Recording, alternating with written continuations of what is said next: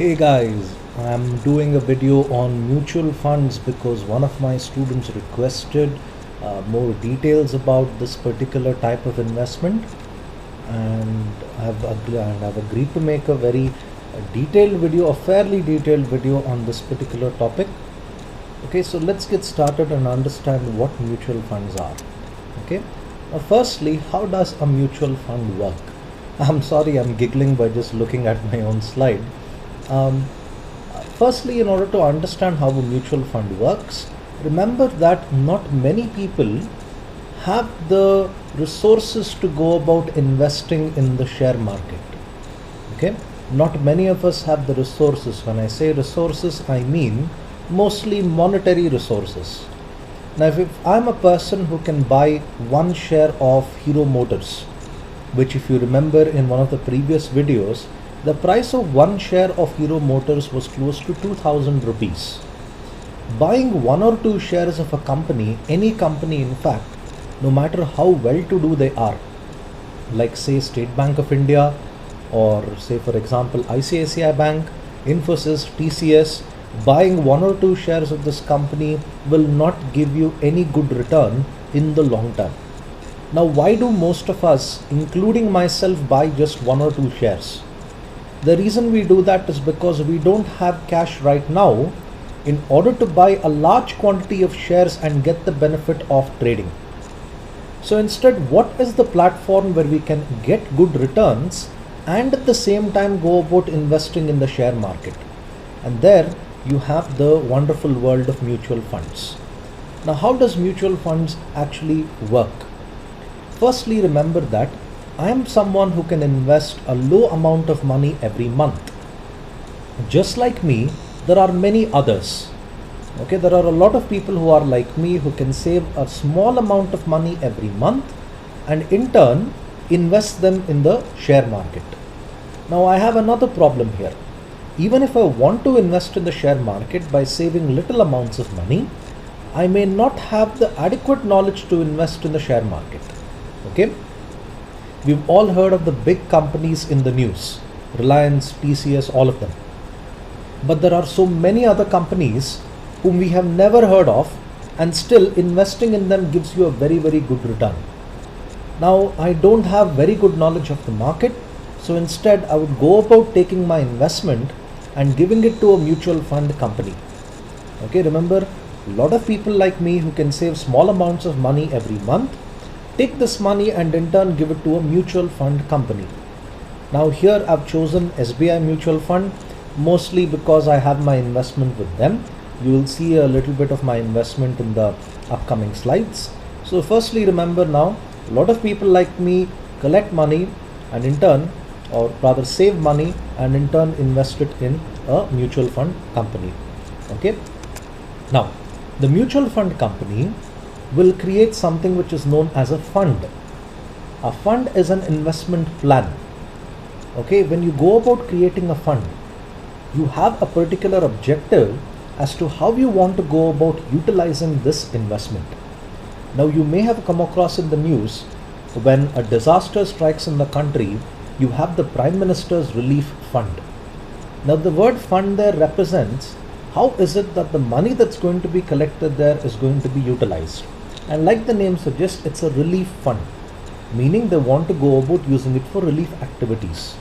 Every mutual fund company will have different mutual fund plans or mutual fund schemes. Okay, and now based upon your preference, you could choose whatever type of scheme you want and go about investing a small amount of money in that every month. Now, what does the company do with this investment? They collect the money from different people and in turn use this money to invest it in the stock market. Okay.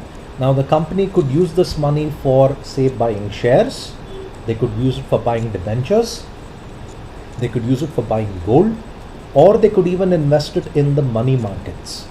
Okay, there are a variety of options when it comes to mutual funds. I'll explain them in the upcoming slides. Now when they go about investing this money in the stock market generates returns. Those returns are in turn taken by the mutual fund company A part of the profits is retained by the mutual fund company and the rest is given back to the investors. Okay, the rest is given back to the investors. Now this is one of the ideal ways in which a new investor can start putting money into the market. When most of us start investing, we have little or no knowledge when we go about putting money in the market. So I would strongly advise you against investing, say, lakhs of rupees in the market initially. It's ideal to understand how the market works by first learning how mutual funds work. So like the name says, mutual, here you have the benefit which both parties are able to get. Now the mutual fund company is able to mobilize your savings better, and therefore they're able to take the money and in turn put it in the market. The market is able to generate returns, and based on those returns you're able to get your share of the wealth. There the word mutual benefits here happen. Okay, now the mutual fund company is able to have very high quality resources with them in order to manage your investment. You have a particular person called as a fund manager who will be looking after your investment specifically. When you go about putting money into a mutual fund company, you'd first choose what plan you want to put your money in. Each plan or a group of plans will have a mutual fund manager who will in fact be looking after your investment. That mutual fund manager will generate the returns, and those returns are in turn shared between you and the mutual fund company. Okay, the mutual fund company considers your investment in the form of units. Okay, and your portfolio would look something like this. Now as you can see there, we'll look at the first column wherein asset class or scheme is mentioned. In the asset class, the first one that I have there is equity. Next to that you have another column which mentions the cost of investment. Here it means how much of money I invested initially. Okay, then the next column there, this is the most important one, how many units I have subscribed. Okay, now when I'm invested in equity in mutual funds, it is not possible to say how many shares I own, because if I look at it like this, if I am investing 1000 rupees every month, okay, let's say there are just two people who are investing 1000 rupees every month in this particular scheme. Now the two people who are investing 1000 rupees, the total amount of 2000 is collected and one share of Hero Motors is bought. Okay, just one share of Hero Motors is bought. Now it's not possible to divide a share into two different groups. As in, I can't make one half is mine, one half the other. The company cannot sell me half a share. Hero Motors can't sell me half a share. However, what mutual funds companies do is they split your investment into units. More number of units you have, the greater the share you have in the wealth when you go about generating your returns. So it's always advised that you go about continuously saving in a mutual fund scheme and not pull your investment back as soon as you want. Okay, then afterwards you have maturity date. Equity doesn't have a maturity date. The NAV of my investment, I'm not able to read properly, I think that is 48.5. Net asset value. Net asset value here refers to how well the mutual fund is actually doing. Greater the net asset value, the better your mutual fund is doing. Okay, the gain or loss on my investment, the value of my investment as of the present day, that is on the 5th of February. You can see my value is 9,959. Yes, I have made a loss in this particular investment. If you look at the stock market a couple of days back, or since the last week itself, you would notice that my the Sensex has in fact done quite miserably. In fact, borne the brunt of Sensex doing miserably. So hence I've lost some amount of money there, around 40 rupees I've lost there. Dividend earned, the companies where I've bought my shares, I don't know which company I've bought, none of them have apparently generated any dividends, so I haven't really made any profits from there as well. Okay, next to that you have transact here, purchase, redeem, switch, SIP, SWP and STP. I'll explain in detail SIP, SWP and STP later. but the ones that you have on the other side. Okay, purchase, redeem and switch. Purchase means here I can buy more units of SBI Magnum Equity Fund, the one that you see there in the first column. Redeem means I want to withdraw my investment. In case, let's say for about a month or so, until say mid-March, I notice that my investment is doing pretty badly. 9,959 has gradually sunk to say 9,800. If I'm unable to bear this loss, or if I feel, okay, I don't want to invest this money here again, let me take it back in the form of cash. I can always keep an order wherein I can redeem my investment and the money is given back to me within 3 working days. Okay. Then you have switch. Assuming that I am not satisfied with the equity investment, I always have an option where I can switch my investment to something else. Say I can put it in debentures, or I can put it in gold. Any of the other choices that are there, I have the option to switch to that. Okay. Now, I mentioned before that there are many types of mutual fund schemes.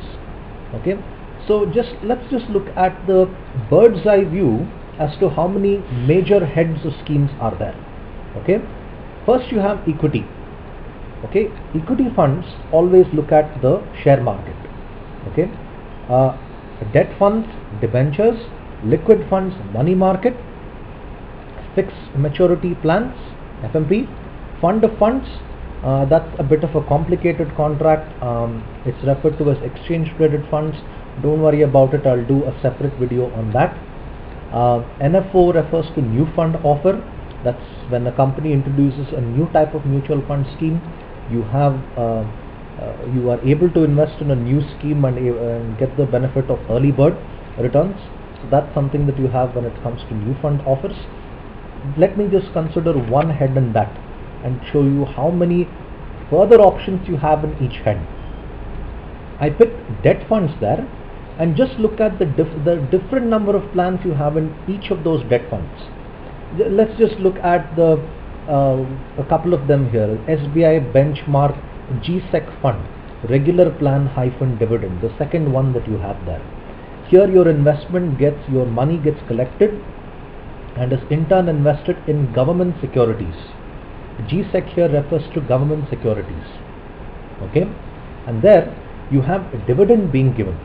Now dividend here is not really possible to get dividend in government securities, but what they mean here is the interest that you earn on your investment is in turn reinvested into the investment back again.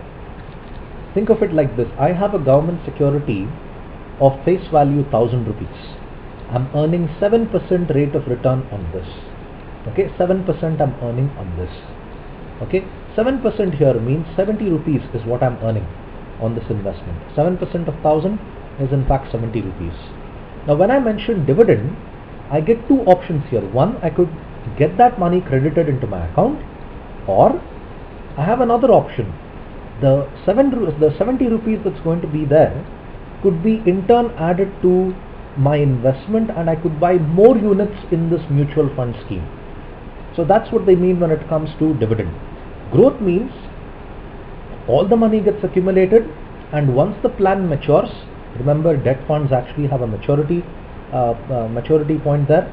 So once they mature, I'm able to get back everything. Okay. Now let's look at another one, equity. Equity is a little interesting because the various types of equity choices that you have. Like you have one there which is called SBI Emerging Business Fund.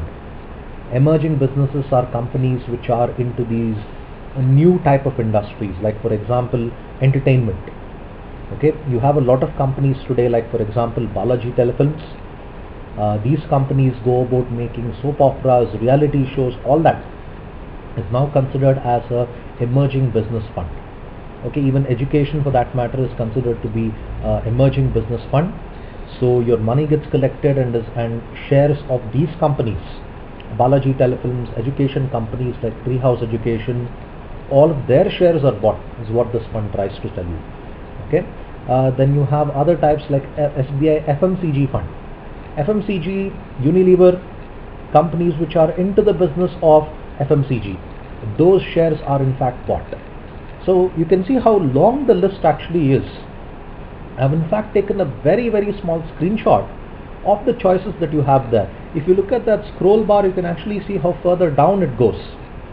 So mutual funds have got a variety of choices. In fact, if you've seen the advertisement of Birla Mutual Funds, the three people who are discussing on the types of tea that they want to have, for something as basic as tea, you have a dozen choices. Now mutual funds as well, dozen happens to be an understatement. You can see how lengthy this actually goes. Okay, one more. A bit of a taboo for me to discuss gold market, because once upon a time I was always under the impression that this is the best market to put my investment. And I remember this day in my investment days wherein a big chunk of my investment was wiped out in one day. So it was a fairly black day for me when that happened. Gold here, the advantage of gold investment here is, one, you're not buying physical gold. You are only betting on the prices of gold going up and down. I am not buying physical gold here. I don't have any gold biscuits, I don't have any gold chains, I don't have any gold coins, none of that. What happens here is, when you want to invest in the regular gold market, the bullion gold market, many people invest lakhs together and buy several hundred grams of gold at once.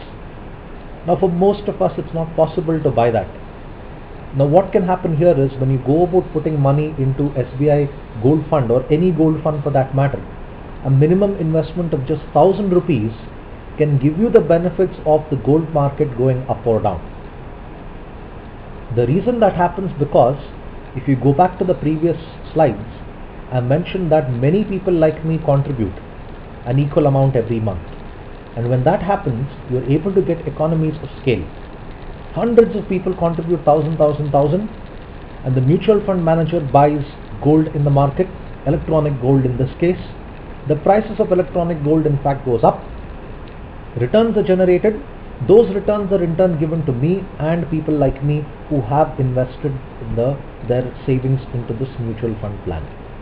Now gold as of now, according to me, is not a very well-to-do market.